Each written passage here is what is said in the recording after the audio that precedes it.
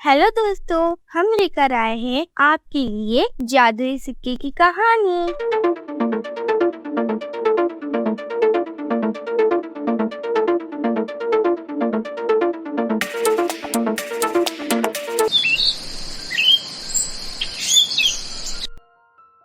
सरला एक बहुत ही दयालु थी। वो अपने छोटे से बेटे के साथ रहा करती थी। पति के देहांत के बाद उसे ही घर चलाना पड़ता था। वो रोजाना सब्जी बेचकर गुजारा करती थी। वो गांव में सबसे प्यार से रहा करती थी। गांव के सभी लोग उससे खुश रहा करते थे। वो सब्जी बेचने गांव के घर घर जाती थी। एक दिन सरला के बेटे की तबीयत खराब हो जाती है।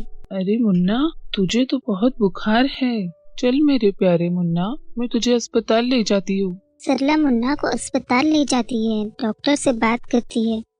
डॉक्टर साहब देखिए ना, मेरे मुन्ने को बहुत तेज बुखार हुआ है। आप इसे देखिए। 1 मिनट, आप इसे टेबल पर डालिए, मैं देखता हूँ। डॉक्टर मुन्ना को चेक करने लगता है।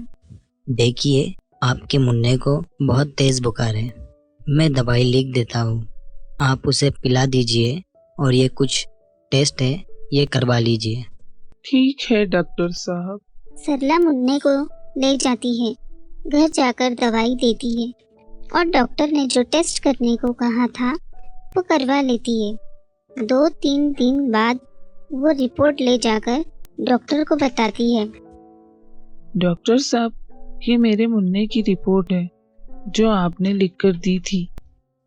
डॉक्टर वो रिपोर्ट देखता है और सरला से कहता है, देखिए मैडम, आपके बेटे के दिल में छेद है और इसलिए आपको जल्द से जल्द अस्पताल में भर्ती करना होगा, नहीं तो इसी तरह उसकी तबीयत बिगड़ती रहेगी।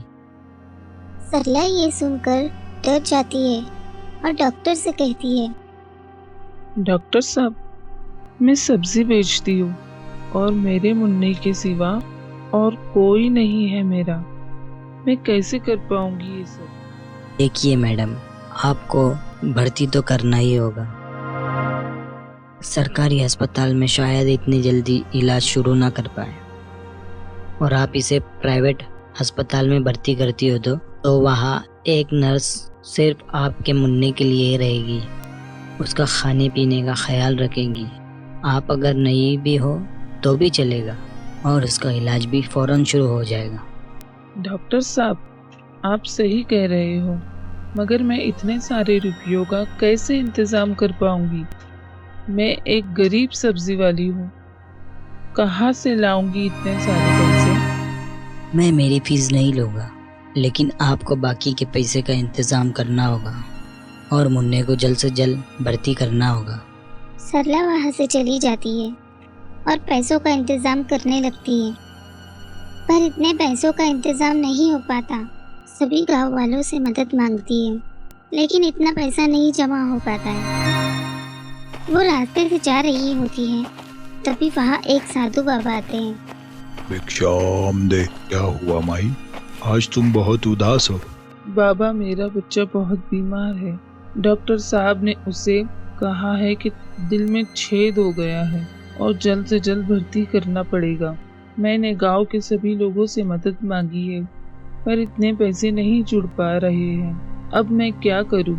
तभी साधु बाबा कहते हैं, माई, तुम परेशान मत हो, मैं तुम्हारे परेशानी का समाधान करूंगा। तुम कल मेरे ध्यान करने वाली जगह पर सुबह आ जाओ, मैं कुछ कर दूंगा। सरला बहुत खुश होती है और अपने घर जाती है। रात को बेसब्री से सुबह का इंतजार करती है और सुबह सुबह साधु बाबा की गुफा में पहुंच जाती है। बाबा ध्यान में होते हैं। सरला गुफा में साधु बाबा के पास जाकर आवाज देती है, बाबा जी, मैं सरला, आपने मुझे बुलाया था ना? साधु बाबा अपनी आँख खोलते हैं और कहते हैं, हाँ माई, बैठो। सरला बैठ जाती है। तभी साधु बाबा उनकी झोली से एक सिक्का निकालते हैं और सरला को देते हुए कहते हैं, ये लो माई। ये क्या बाबा, ये तो एक सिक्का है, मुझे तो बहुत सारे पैसों की जरूरत है।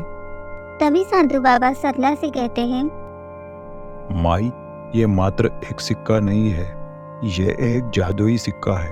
ये आप आपके घर के आंगन में लगाओगी तो वहाँ एक पैसों का पेड़ उग जाएगा। क्या क्या बाबा जी, पैसों का पेड़? सरला बड़ी हैरानी से साधु बाबा से ये पूछती है। तभी साधु बाबा सरला से कहते हैं, हाँ, पैसों का पेड़, लेकिन याद रखो इस सिक्के को रात के समय मिट्टी में गाड़ना होगा, तब ये मंत्र बोलना होगा, अगरा बगरा जादुई सिक्का, मन की सारी इच्छा पूरी कर जा। ये मंत्र बोलने से पेड़ निकल आएगा। अगरा बगरा जादुई पेड़, वापस तो सिक्का बन जा। और ये मंत्र बोलते ही पेड़ वापस सिक्के में बदल जाए। बस तुम्हें ये याद रहे, ये रात के समय ही करना होगा। जी जी बाबा जी, मैं ऐसा ही करूँगी। सरला वहाँ से चली जाती है और अपने बच्चे को अस्पताल में भर्ती कर लेती है। रात होने का इंतजार करती है। जैसे ही रात होती है वो अपने आंगन में जाकर उस सिक्के को मिट्टी में गाड़ देती है और वो मंत्र कहती है, अगरा बगरा जादुई सिक्का, मन की सारी इच्छा पूरी कर जा।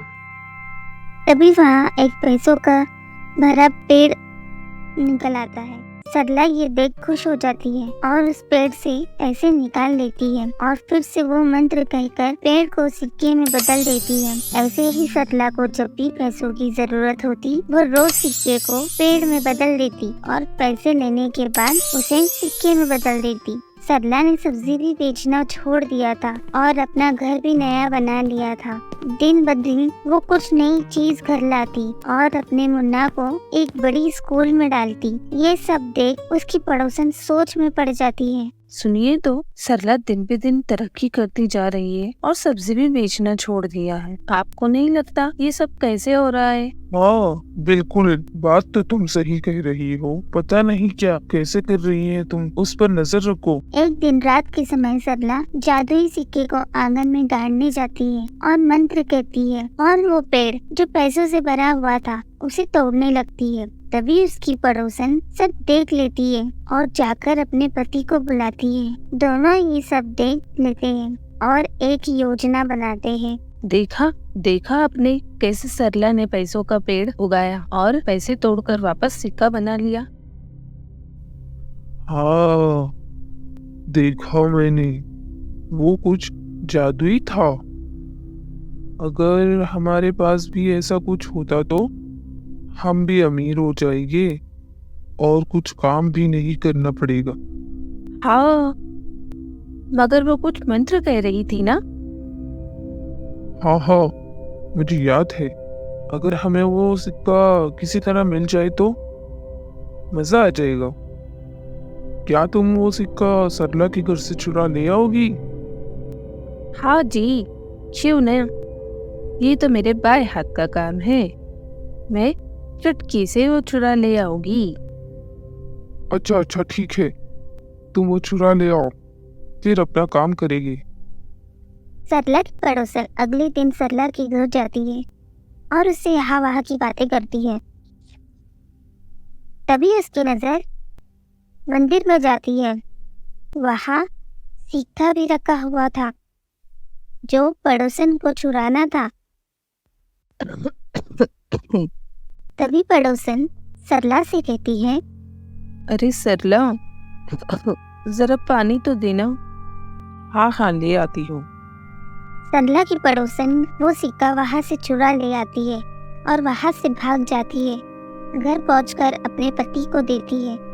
रात होने का इंतजार करती है। जैसे ही रात होती है दोनों अपने आंगन में आते हैं ये हो गया जी, अभी मंत्र बोलिए आप।